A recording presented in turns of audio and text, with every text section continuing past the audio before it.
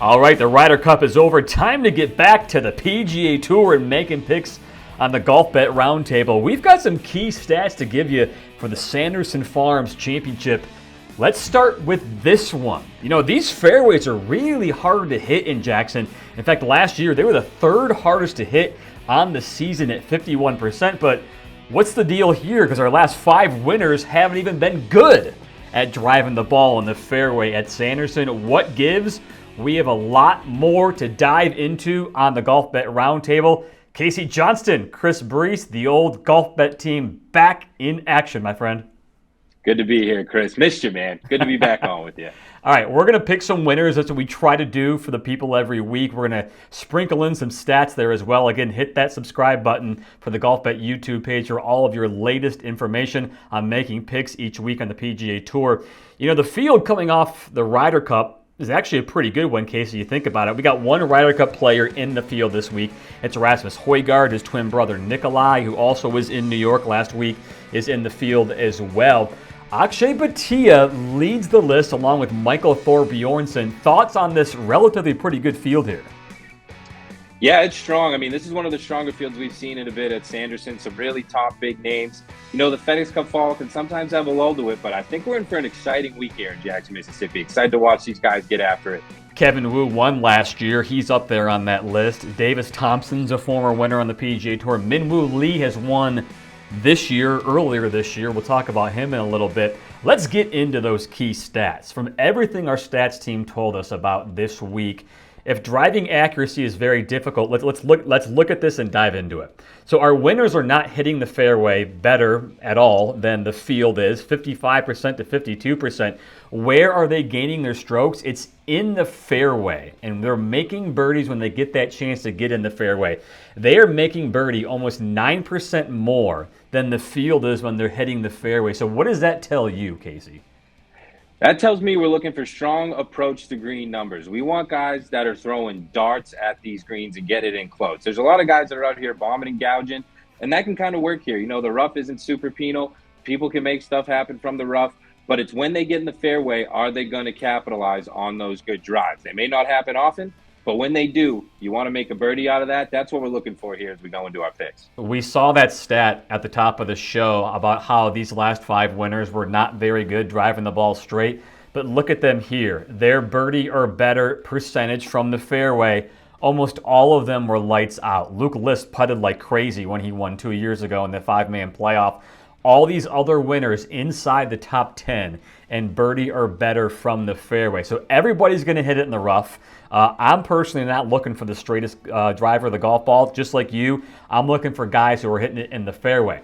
Now, we come to the fall events here where we have players who are playing for their lives. And to me, that's almost kind of a double-edged sword because I feel like guys can put too much pressure on themselves. I'm not necessarily looking at players who are on that precipice of trying to make their top 100 or trying to make it into the signature events. Yeah, I mean, it's an interesting dynamic in the fall where, you know, during the season, we're really keeping an eye on those winners. We're not really worried about guys sneaking into top 40s or things like that, but that's where pressure builds for a lot of guys this week as they're trying to get in that top 100. They cut that number down this year. Only the top 100 will keep their tour cards. So there might be guys that feel a lot of pressure as they're coming down at T19 and such, and that's where it can really get you. So I'm with you, Chris. It's kind of a different approach as we look to who's going to have some success this week. All right, let's make some picks, and I want to start with winners because we're talking all about guys who don't hit it straight off the fairway. They bomb it. Maybe they're better with their irons. Winner number 1, what do you got? We're going to go with the brother of the Ryder Cup winner, Nikolai Højgaard. I think he's going to have a little extra juice this week.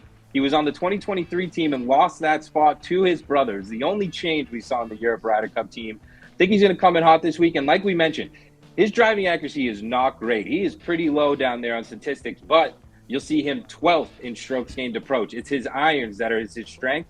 And like we mentioned, that's what you want to see here. So I think Nikolai, between having a little juice, missing out on the Ryder Cup last week, we've seen some good performances from him as of late. He had a good performance on the DP. Over in Europe, he finished T4 and T14 at the Scottish Open and the Open. Doesn't have that first tour win yet, but he's a guy built for it. He's ready for it. Jackson, Mississippi, the Sanderson Farms Championship. It's a great place for that first tour win.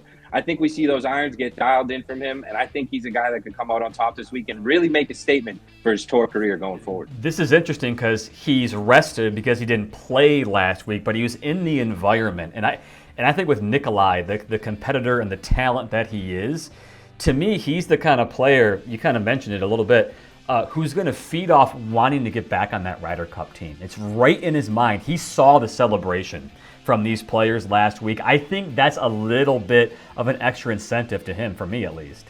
Yeah, absolutely. And I mean, like mentioned, the only reason he missed out is because his brother played better than him, right? That's got to be a little more of a sting to that, especially when it's your identical twin. I mean, who knows if they even snuck him in there for a match? Or sometimes you don't even know if they look so much alike. But no, I think this is a week where he's going to want to make a statement early. There's some fall events left to play. But you're right. I think he wants to start that train for the 2027 Ryder Cup and start it hot this week. And a win would do that for him. And like I said, this is a guy that's primed for that first tour win. He's not someone that you'd be shocked to see in the winner's circle. There's a reason why he's plus 33,000. I'm excited to see what he does this week, and I feel good about what we'll see out of him. The win is my pick. I see him entering that winner's circle. If he doesn't win, I don't think it's going to be for some bad performance. I think he'll come up just short. But I like him to win this week. I like him lifting the trophy, especially at that number. So your winner and my winner have a lot in common. They're great drivers of the golf ball, maybe not the straightest, but it's their iron play that everyone lauds. And for me, you can look at Min-Woo Lee and frankly how poorly he's looked since he won in April. But here's the kind of guy that Min-Woo Lee is. When he gets hot, he stays hot for a little bit of time, and he does extremely well for 3 to 4 weeks on a time. So if you think he's playing poorly on the PGA Tour, you have not been paying attention to the DP World Tour, my friend, because what's he been doing? Really good performances in France recently, and the BMW PGA Championship, a 5th place and an 11th place with really good fields, guys who were getting ready for the Ryder Cup, great fields on the DP World Tour the last 2 events. Min was up there. He was on both those leaderboards. It's the exact same thing that he did when he won earlier in Texas this year. He was near the top of the Players' Championship, had a couple of top 10s earlier in the year. What did he do the week after the Players? His next event, he won in Texas. This is the kind of guy, Casey, who I feel like when he gets hot, he is so confident. When he's not hot, he's down in the dumps. You can look at his poor finish at the end of 2025. I'm looking at what he did in the last month. His driver does not need to be straight. He's great with his irons. I think Min-Woo Lee should be a favorite here. I don't like that it's 22-1, but he's one of the guys that I'm willing to put down for the price. Yeah, man, and he's just got a ton of swagger to him, and he's got a lot of confidence. Like you said, when he's hot, it just builds that confidence even more. I think he's the type of guy that may be disappointed himself that he has to play the fall. He probably thinks he should be playing better in that top 50 and not even be there. I think he looks at a tournament like the Sanderson and he thinks this is a tournament he should win. You mentioned he goes over to the DP and he probably feels like, all right, I'm over here. This is where I should really hone in on my game and find that success I can bring back over to the tour. Yeah, that's a guy I like riding this week, Chris. I like that pick. I know it's up and down with him sometimes, but you're getting him at a hot moment. And yeah, I think he enters this week with the mentality of, this is a tournament I should win, and I think he'll be disappointed if he doesn't. And that's kind of the mentality I like out of my guys. A little bit of swagger walking out there. We mentioned it's a stronger field this year than most years at the Sanderson, but I think these FedEx Cup Fall events is a place where he's really going to want to make some strides and show that he belongs in that top 50 and try to get himself to a place that he's not having to play the Sanderson next year because he's in that top 50 and he's getting ready for the signature events come 2025. I picked him in Texas, by the way, when he won that week because of what he was doing at the Players in the weeks before. We're going to do a bonus pick here. Casey's got a number here on Rico Hoey. What's the fascination here? Listen, I've been a Rico rider. I'm a big fan of Rico Hoey. He's a fun guy to watch. He's always out there smiling. But not only that, he's surprising on some of his statistics. So I know we mentioned off the tee is not that big a deal here. You can miss a lot. He's second in strokes gained off the tee. But he's also 12th in strokes gained approaching the green. I mean, those two numbers together, you'd think this is a guy that have a couple wins under his belt. He's still looking for that first tour win. It's his... But we've seen that turn recently at the Pro Tour. He finished T9 at a top 10 finish at the Pro Tour Championship in a field with a bunch of U.S. Ryder Cup guys getting dialed in for that week. So that was a strong field as well. Seen 3 top 11 finishes in his last 6 starts. I think he's another guy that's really primed for that first tour win. And the Sanderson is one of those areas that, you could play well in a field like that. So we're not going all the way. all the way in on him, but I like him to win this week. I mean, I think Rico's a guy that could really show up and surprise a lot of people with performance. And I mean, like I said with that putter, he's been bottom of the barrel for most of the year with that putter, but we saw him finish 29th at the Pro Course. Still not fantastic, but when you consider that with his numbers off the tee, with his numbers approaching the green, if we get a middle-of-the-road putter out of him this week, I think we could see a huge performance out of him. And again, could be a great place to get that first tour win. And similar to Minwoo, he's riding high right now. The confidence looks like it's there. Procore, he was all smiles on the course the whole time. He's a fun guy to watch. And I think we're just right on the precipice of seeing him really break through. So this could be a week to do just that in Jackson, Mississippi. But it's going to come down to that putter. We need that putter to look good. He's made some changes on the green. Like I said, we saw it recently at the Procore. It's going to come down to that. If he goes out there and he's in every green, switch it up.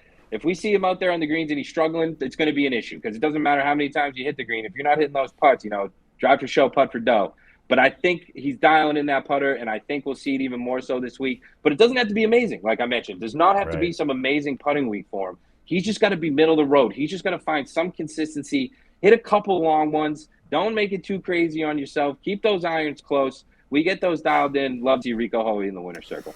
Find him a spot on your betting card is basically what Casey's saying. If you don't want to pick him to win, those are short odds for somebody who, isn't the name that a lot of these other guys are. And Find what him it was, somewhere. Chris? I was really comfortable with him at top 10, but it was eating at me. I said, if he gets in the winner's circle this week and I wasn't on it, I'm just going to be mad at myself. So we're throwing him on the winner. But you're right. If you're not feeling super comfortable, especially at that number, especially with those putting stats, get him on your card somehow, some way, because he's going to have a good week out there. I got a guy you got to put on your card too, because I really feel Mackenzie Hughes is going to have a great fall, and he kind of already started that at the Procore. He was the first round leader of the first round. He shot lights out, finished in the top 10. I believe he was T7 a few weeks ago. He has played well historically in the fall. Got his first win in the fall back about 9 years ago, and he has been a fall player ever since.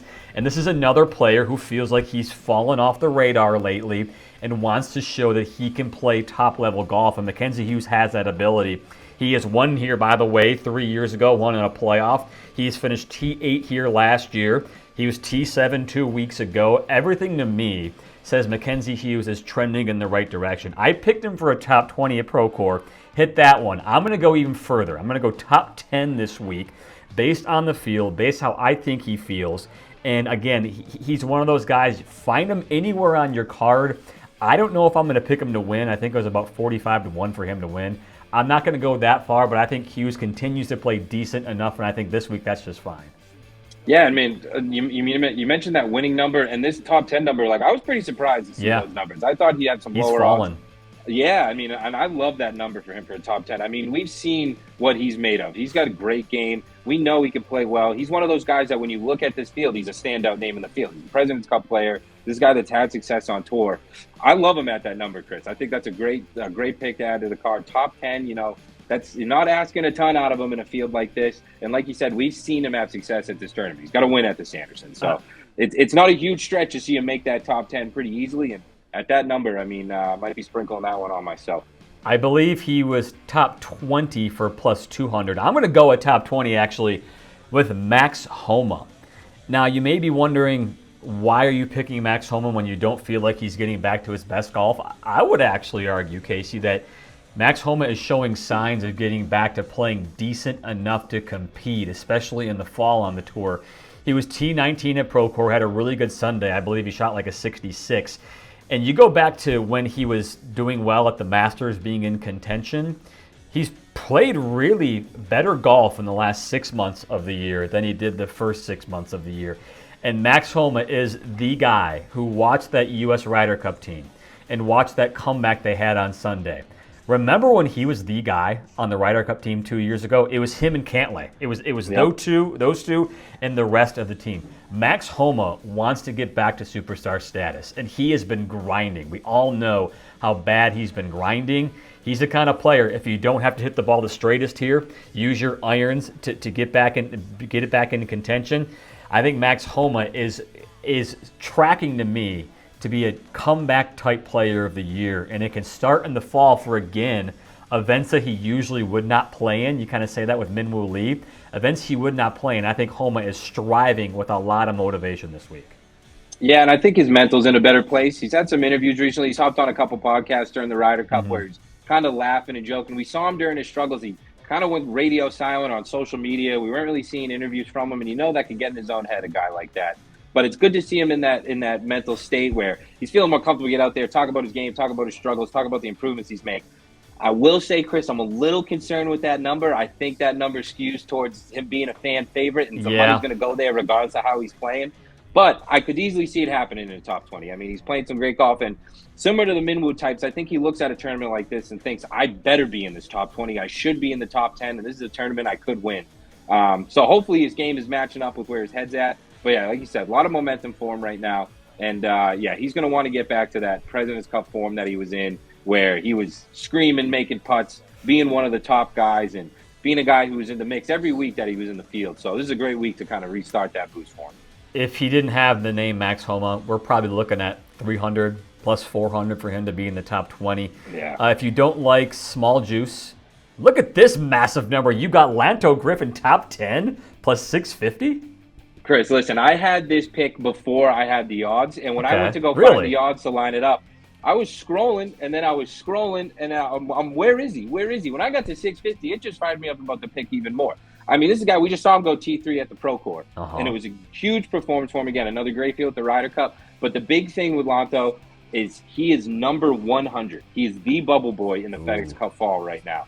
Former tour winner that's on the brink of losing his card if he doesn't play well. That T3 was huge. It jumped him from 148 to number 100. So at the moment, he's keeping that tour card.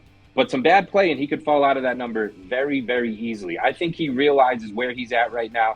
He was also on the brink of losing his tour card when he had that win in Houston a few years back, and that saved it for him for 2 more years. I think the card is what really will be the driving force for him. Not that it isn't for most guys, but a guy like this, he knows what it takes to keep that tour card, and it's so important to him to keep that tour card. He's spoken about what a dream it is to be on tour, and how every year he just can't believe that he's a PGA Tour player and that he's out here and he keeps it going. But now it's at the risk again. He's on the brink again, and I think that strong play will need to continue. I know that strong play will need to continue in order for him to keep that card and stay in that top 100. I like him to have another good week in that top 10. He's riding high off that Pro Tour performance. Is there a hangover because he played so well and it got him in the mix for his card? There could be, but he's not there yet. He's not in the top 100. His card isn't safe. So I think he's just going to dial it back in. And again, that number at plus 650, I love that for him after what we just saw him at the Pro Tour. So, yeah, we're hopping back on him. And I think the career aspect, the risk, the brink of being on losing his tour card is going to be a huge driving factor for him. And so, yeah, top 10 plus 60. Hard one to pass up. Let me tell everybody where you can't get these odds that we're talking about for players we feel good about. The NFL, everyone's betting on the NFL right now. I think our goal at Golfbet, Casey, in this fall season is to get people to be betting on golf more and more. Even though it's football season, we've got some good picks, we've got some good numbers, and we're trying to make the folks some money. Listen, it's a Sunday. Sunday you're dialing in your NFL picks. Go ahead, check out some live bets. Get some bets ahead of time, and you can follow them up on Sunday while you're watching your NFL bets. Double sports day, hard to beat.